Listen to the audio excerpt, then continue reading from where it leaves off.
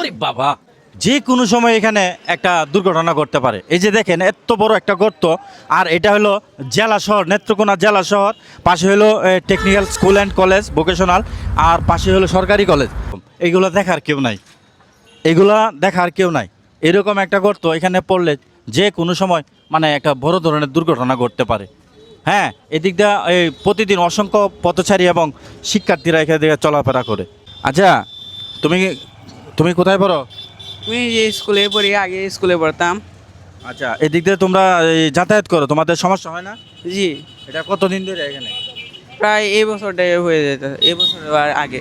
মানে 1 বছরের প্লাস হবে, হ্যাঁ? হ্যাঁ, শিক্ষার্থীরা যেমনটা বলতেছিলেন 1 বছর প্লাস হবে। পাশে হলো vocational technical school and college, এবং পাশে হলো সরকারি কলেজ, এবং একটা জেলা শহর, নেত্রকোনা জেলা শহর। হ্যাঁ, তো এই ভিডিওটা বেশি বেশি শেয়ার করবেন যেন কর্তৃপক্ষ নজরে আসে এবং এটা একটা মেরামতের ব্যবস্থা করে দিই। সকলেই ভালো থাকবেন। আসসালামু আলাইকুম।